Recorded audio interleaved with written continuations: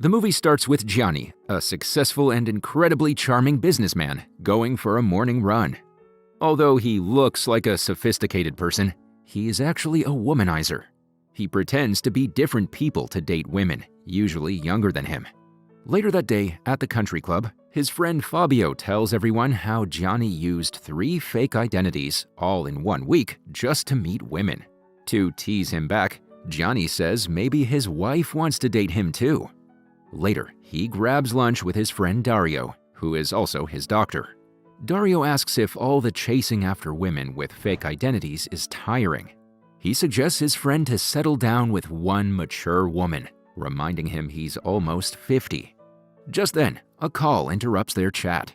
Gianni mentions it's about his mom. Dario is delighted, hoping they have reconciled. However, his friend bluntly reveals that his mother has passed away. After the lunch is over, Gianni rushes to the graveyard, but gets lost in a Filipino procession, mistaking it for his mom's. He throws out a quick, fake apology to the family before finding the right spot.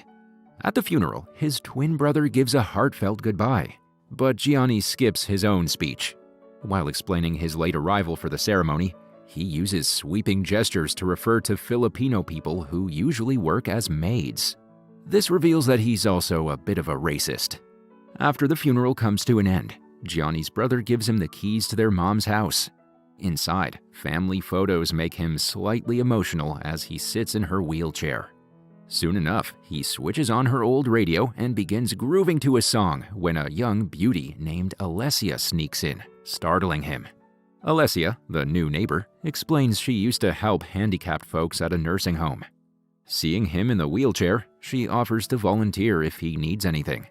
Gianni, who is a ferocious player, immediately starts faking being disabled. The next day at work, we see his ruthless businessman side as he tears into his team during a meeting. He reminds them that his sneaker company, High Speed, sells a lifestyle, not just shoes. The new intern Julia proposes diversifying marketing with Paralympic athletes to connect with disabled customers. In response, Gianni scoffs and says his clients are Instagram influencers, not disabled people who barely use one pair of shoes their whole life. Trying to set an example, he then fires Julia on the spot.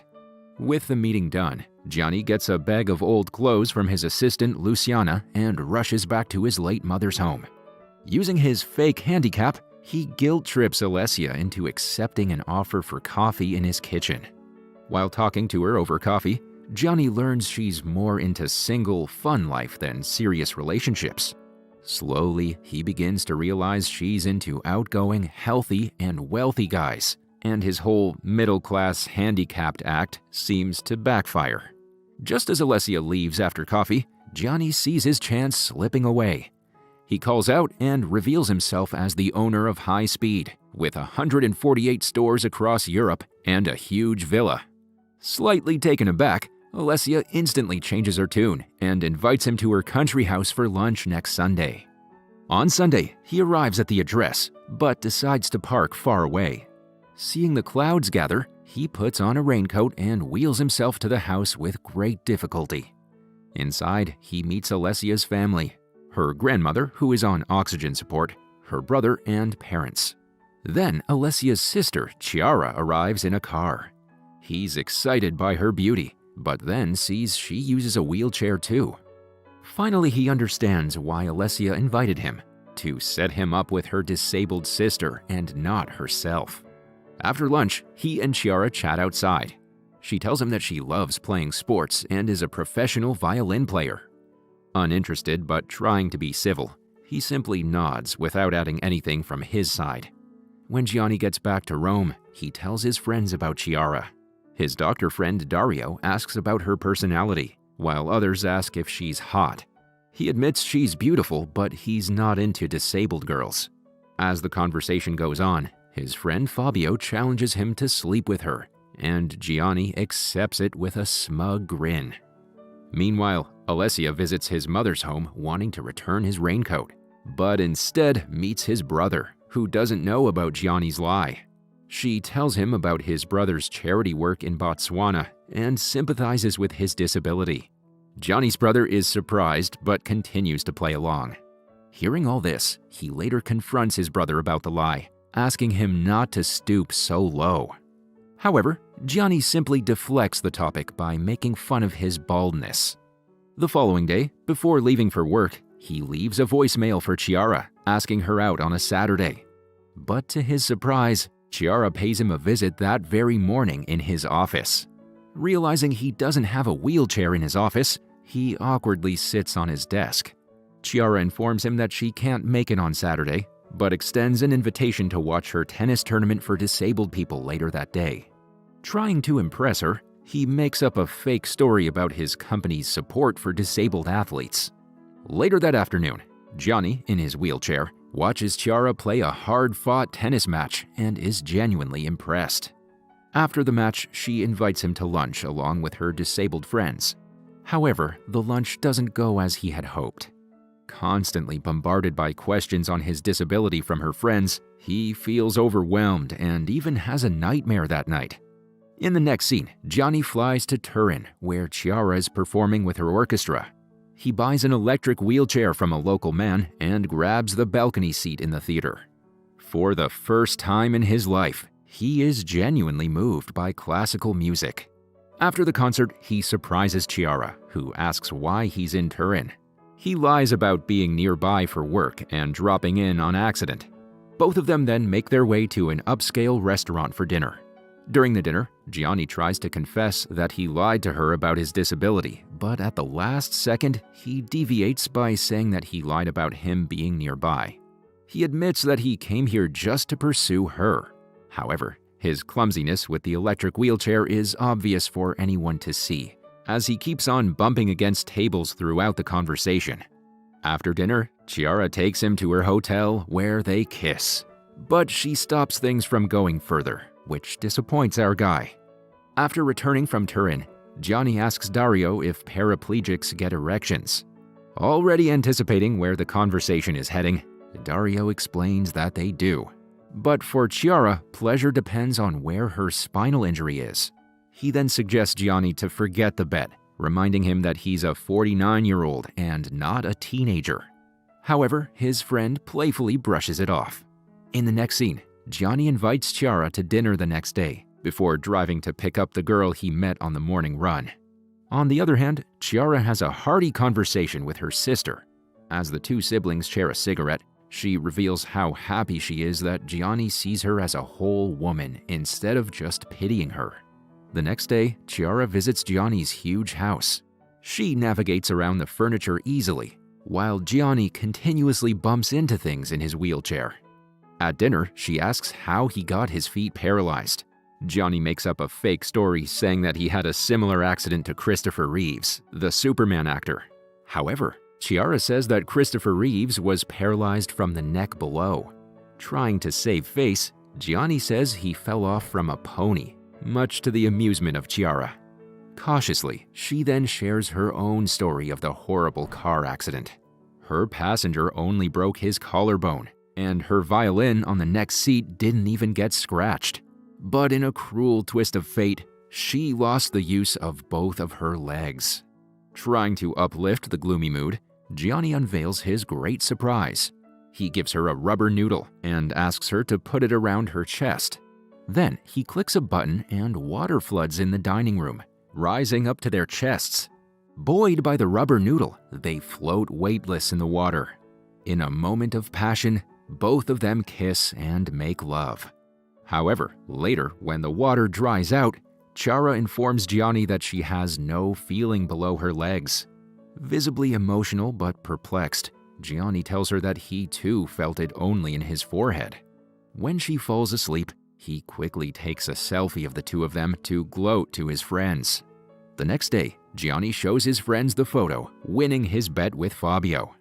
However, he hides the fact that Chiara can't feel anything. Later that night, we see Fabio's wife in Gianni's house. She's in her nightdress and accidentally breaks a wine glass. Jokingly, she says she's being clumsy like a handicapped person, which offends Gianni. Without revealing the reason, he tells her to get dressed and leave. Days pass without Gianni and Chiara communicating with each other. But slowly, we start seeing changes in his outlook towards life. He asks Luciana to recall the intern who suggested expanding the marketing of the shoe company to paraplegic athletes. The next day, on his morning run, he calls Chiara and asks to set up a meeting, saying he has an important confession. Following this, he goes to her house. Chiara takes him to her room and asks him to wait while she finishes her violin practice. For the first time since they met, he sees photos of her when she could still use both her legs. Burdened by the lie, he stands to confess, but sits down before she turns around. Noticing Gianni less jittery than usual, Chiara says he's getting better at using his wheelchair. They kiss, and she asks him about his confession. However, he doesn't have the courage to do it, so he quickly changes the topic. They then share a nervous laughter as she remembers her ex-boyfriend dumping her after her accident. With a heavy heart, Chiara confesses that lies and deception hurt her more than her injuries. Hearing this, Gianni becomes scared, so he decides to keep his secret to himself for now. Chiara then asks him to introduce her to his friends.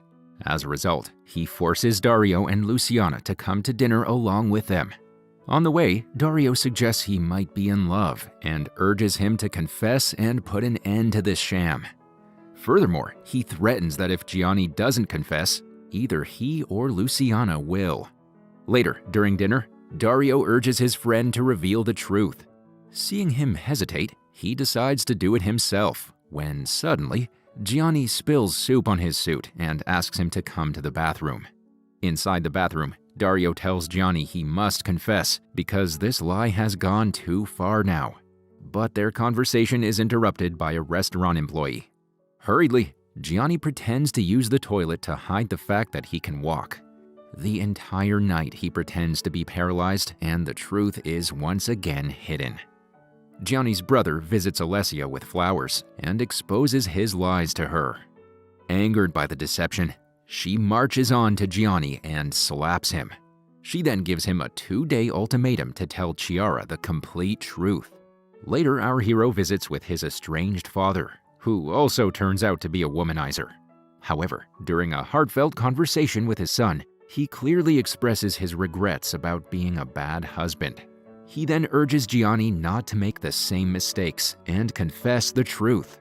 However, the latter fears losing her if the truth is exposed. It is evident that he has fallen in love with her. Their conversation is interrupted by an announcement about a trip to Lourdes, a famous Catholic site in France whose holy water is rumored to have healing powers. This gives the father and son a crazy idea. Gianni will take Chiara to Lourdes, pretend the water healed his fake disability, and win her back. On the other hand, Alessia gently tells her sister that Gianni might not be the best fit for her. However, their conversation is interrupted by a phone call from Gianni, who asks her to go to Lourdes with him. Surprised, Alessia asks her sister why on earth are they going to Lourdes. Chiara replies that maybe Gianni wants a miracle to happen. Fed up with hiding the truth, she shockingly reveals that she knows he can walk. As someone who uses a wheelchair, she recognized his awkwardness right away. Chiara confesses she let the lie go on because it felt good to be loved, even if it was built on deception. In the next scene, the group reaches the sanctuary Notre Dame of Lourdes, where they're greeted by Father Walter, who also happens to be Italian. He asks Gianni to meet him inside the cathedral alone. When our hero goes there, Father Walter tells him that he knows he's not handicapped. Without waiting for an explanation, he warns Gianni not to stand up in front of everyone, saying it could give people false hope and make them believe in miracles. Shortly after, Gianni comes out of the cathedral continuing his fake act. Meanwhile, Chiara wanders into the middle of the road, oblivious that a truck is approaching. When Gianni notices this, he gets up on his feet and pulls her back from danger. Although shaken, she plays along, pretending it is indeed a miracle that he can walk. She then boards the bus and leaves the place crying. Back in Rome, Gianni's world starts to crumble piece by piece. At the club, Fabio, aware of his wife's affair, confronts him. To make matters worse, Luciana also hands in her resignation. Seeking solace, Gianni visits his mother's grave and expresses his love for her for the first time in his life. He then rehires Julia and gives her the responsibility of launching the new ad campaign, the one she'd proposed before, featuring disabled athletes. Desperate to see Chiara, Gianni storms to her parents' house, where he's confronted by her grandmother. He pours his heart out, explaining how Chiara isn't returning his calls. However, the old lady retorts that Chiara is too smart to fall for his type, knowing exactly what men like him want. Gianni then says that he is 50, physically fit for his age, but mentally a mess. He then professes his love for Chiara and promises to be a better man, accidentally breaking a vase in his passionate outburst. Hearing all this, the old lady reveals that Chiara is catching a bus to the Menotti Theater in Spoleto. She gives him the route and timings, adding he can catch her at Nami if he hurries. But before he leaves, she warns him, if he ever hurts Chiara again, she wouldn't hesitate to make a handicap in reality.